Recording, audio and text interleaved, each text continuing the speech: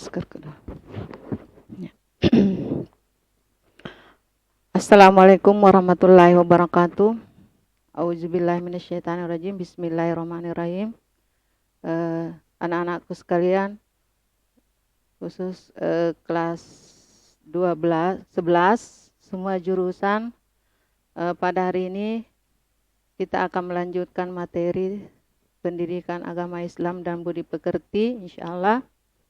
Nah, sebelum kita memulai mata pelajaran, marilah kita senantiasa memanjatkan puji syukur kehadirat Allah Subhanahu wa taala yang senantiasa memberikan kita kesehatan dan kesempatan sehingga dapat bersua di tempat ini dalam rangka proses belajar mengajar dalam bentuk daring atau dunia maya. Anak-anakku sekalian, pada minggu lalu telah dibahas oleh rekan kami tentang etos kerja.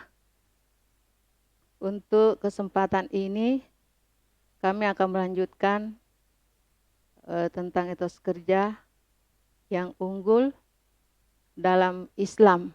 Ya. Anak-anakku sekalian, dalam etos kerja yang unggul dalam Islam itu dijelaskan dalam surah At-Taubah ayat 105. Jadi yang melandasi tentang etos kerja itu Quran surah At-Taubah surah ke-9 ayat 105. Untuk anak-anakku sekalian bisa kita lihat di buku cetaknya dalil yang melandasi etos kerja. A'udzubillahi minasyaitonirrajim. Bismillahirrahmanirrahim.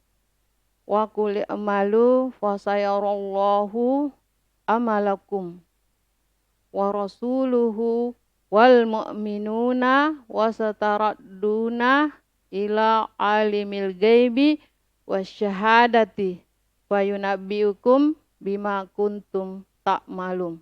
Shadaqallahul azim. Kemudian dalam mengkaji dalam Al-Quran itu kita harus mengetahui identifikasi ilmu tajwid.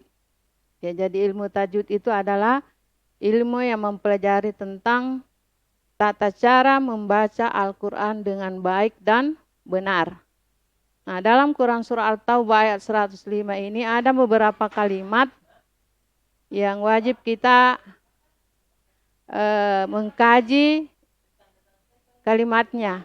Jadi ada kalimat, ada bacaan, dan ada sebab. Nah, dalam Quran surah At-Taubah ini ada kalimat fasayarullah.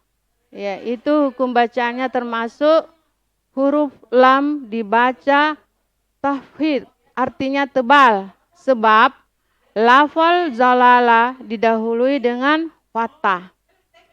Yang kedua, wa rasuluhu wal mu'minun. Nah, hukum bacaannya itu termasuk mausali osyirah. Kenapa? Karena ha damir didahului dhamma dan diikuti oleh waw berfathah. Kemudian kalimat yang ketiga wasataradduna. Ya, itu termasuk hukum huruf ra dibaca tebal karena huruf ra berharakat fathah. Kemudian fayunabbiukum bima, termasuk ikhfa syafawi karena min sukun bertemu dengan huruf ba, maka dibaca fayunabbiukum bima. Ya. Kemudian yang kelima ada kalimat ta'maluna, yaitu termasuk hukum ma'arif li sukun karena ma tabi'in diwakafkan.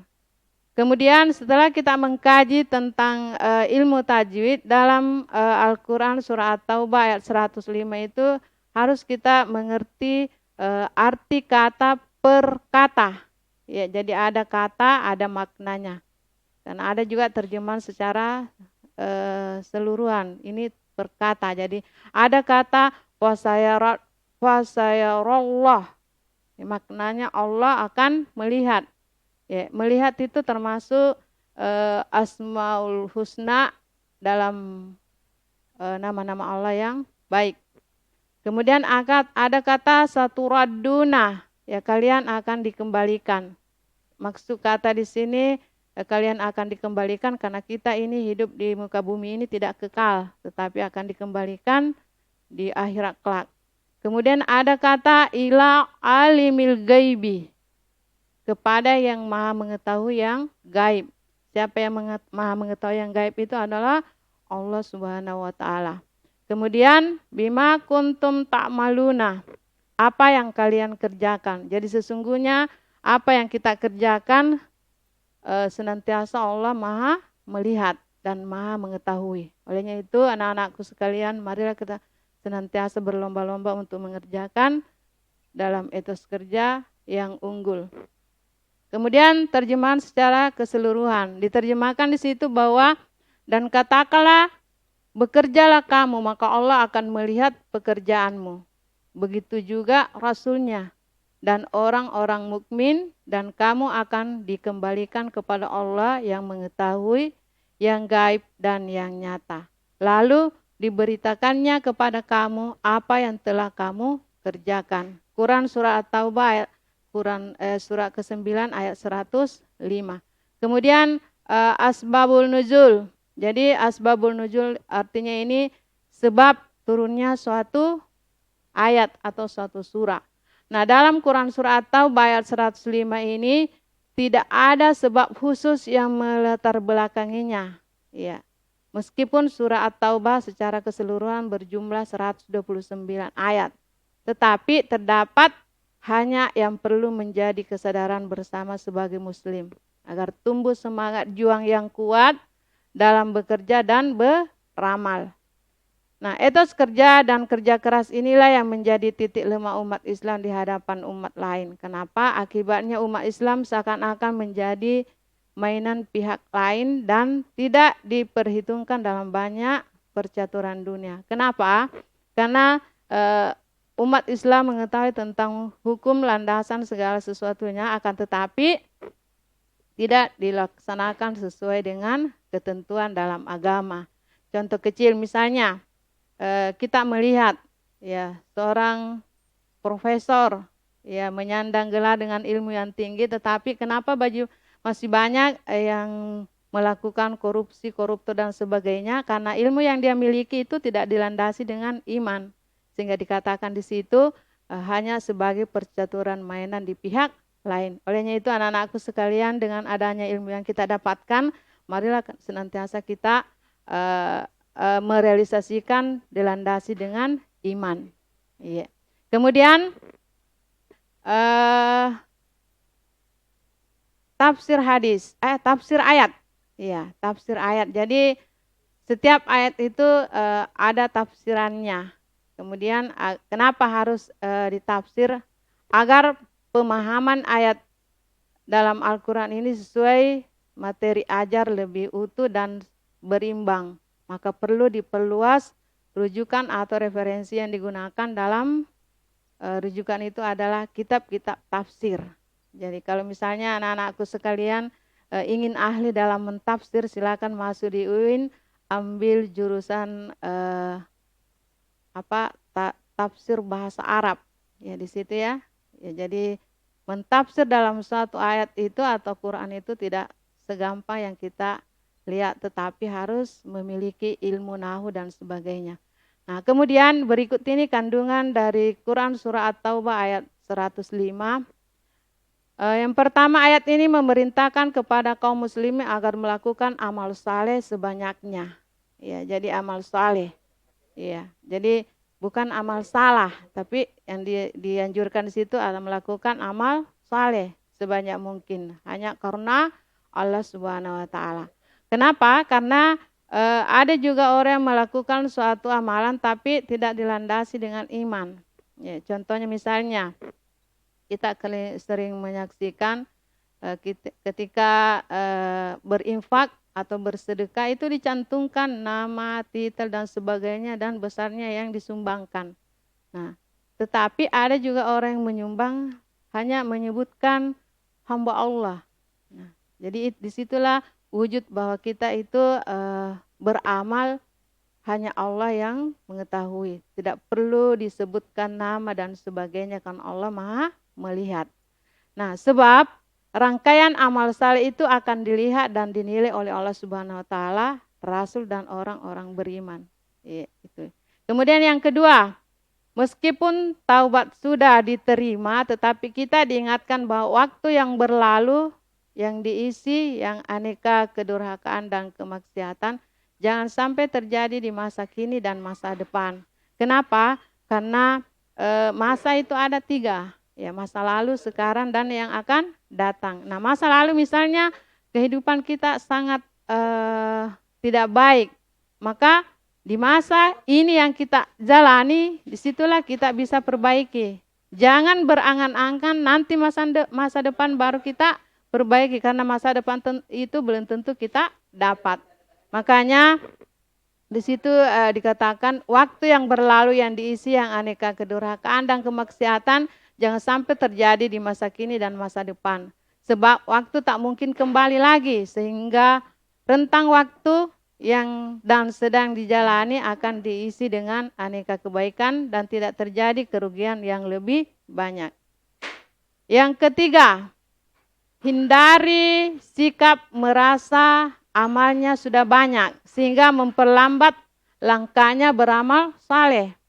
Nah, lakukan inisiatif yang mengambil kreasi baru untuk beramal sehingga jika ada yang mengikuti langkah baiknya akan dibalas berlipat ganda tanpa mengurangi pahala mereka yang contoh. Olehnya itu, anak-anakku sekalian, senantiasa kita melaksanakan amal saleh.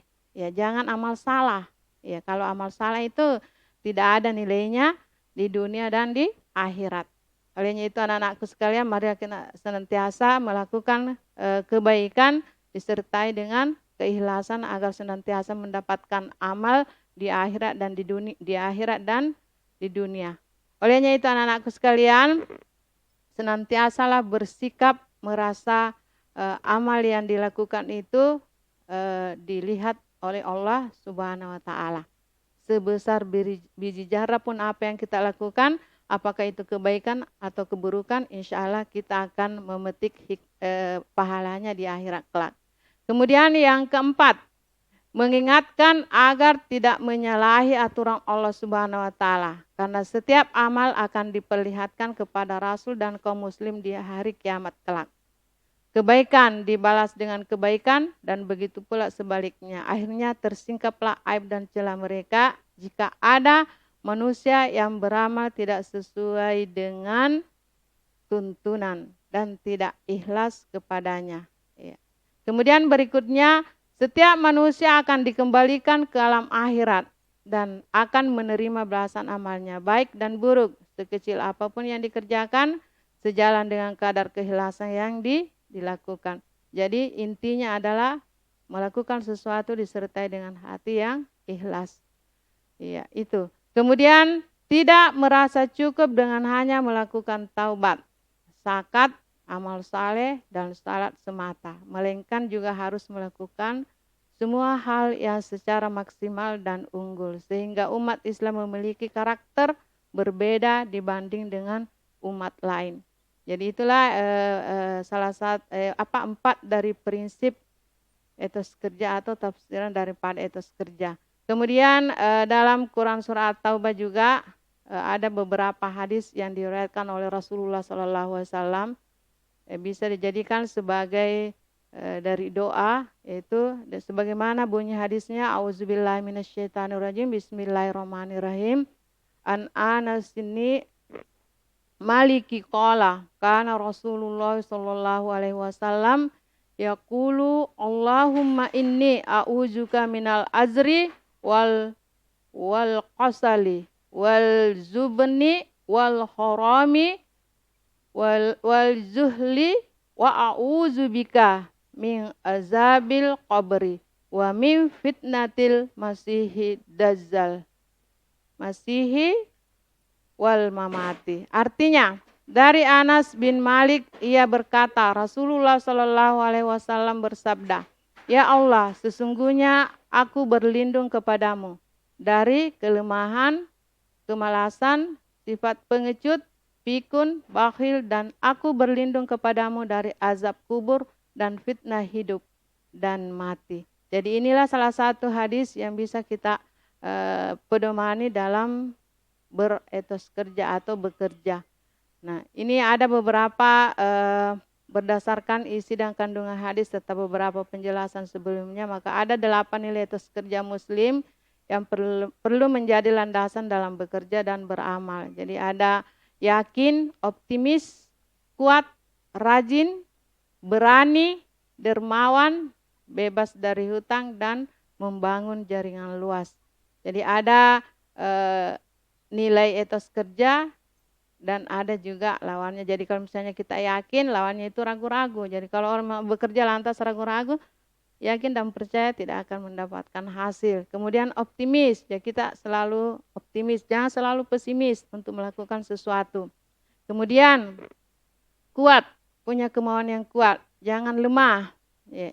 Kemudian rajin, tentu jangan malas, berani dengan pertimbangan. Jadi berani itu jangan takut. Ya. Jadi kalau dalam bekerja itu jangan menyerah sebelum melakukan. Kemudian dermawan, artinya memberi. Ya, kita sebagai umat Islam itu dianjurkan senantiasa memberi. Ya, berinfak, bersedekah aja. Kalau kita misalnya kita tidak mampu memberi dengan harta karena tidak memiliki, ya bisa dengan tenaga, dengan pemikiran. Itu salah satu wujud dari dermawan. Kemudian bebas dari hutang. Ya, jadi berhutang artinya bagaimana kita bisa bebas dari hutang. Kemudian membangun jaringan luas. Ya, jadi bagaimana kita bisa membangun bersahabat, banyak teman dan sebagainya dalam bekerja, sehingga apa yang kita lakukan itu ringan. Ya, bisa kita lihat prinsip dari apa itu sapu lidi ya. Sapu lidi itu tidak akan berfungsi kalau hanya satu, tetapi kalau digabungkan maka bisa berfungsi. Ya, itulah salah satu kisah yang diriwayatkan oleh Sa'ad Al-Amsyari dapat menjadikan teladan karena tangannya dicium oleh Rasulullah dan didoakanlah oleh beliau agar tangannya tidak tersentuh api neraka. Salah satu riwayat ini bekerja membela batu untuk menafkahi diri dengan keluarganya. Tetapi beliau itu tidak putus asa, senantiasa dia mencari dan mencari bekal hidup untuk menghidupi keluarganya. Nah, itulah anak-anakku sekalian materi pada kesempatan ini. Quran Surah At-Taubah ayat 105. Saya minta anak-anakku sekalian melihat di buku cetaknya di halaman 50 ya kalau tidak salah. Ada di situ penilaian portofolio kalau tidak salah, yaitu penilaian portofolio. Ada di situ diperintahkan untuk menulis kegiatan keagamaan ya di rumah, ya di masyarakat. Ya, apa kegiatan keagamaan yang kita lakukan selama berada di rumah, selama berada di tengah masyarakat sebanyak mungkin. Ya, setelah itu bisa kita kirim. Itulah anak-anakku sekalian tugas yang keempat pada pertemuan ini. Mudah-mudahan anak-anakku sekalian bisa melaksanakan apa yang diperintahkan, apa yang diberikan oleh Bapak Ibu Guru, karena itu merupakan salah satu penilaian yang harus kita kerjakan. Demikian apa yang saya sampaikan, mudah-mudahan ada manfaatnya dan segala aktivitas yang kita lakukan pada hari ini bernilai ibadah di sisi Allah Subhanahu wa taala. Apabila ada kebenaran itu datangnya dari Allah Subhanahu wa taala, dan apabila ada kesalahan itu datangnya dari diri saya sebagai manusia biasa. Lebih dan kurangnya mohon dimaafkan. Saya akhiri dengan ucapan Assalamualaikum warahmatullahi wabarakatuh.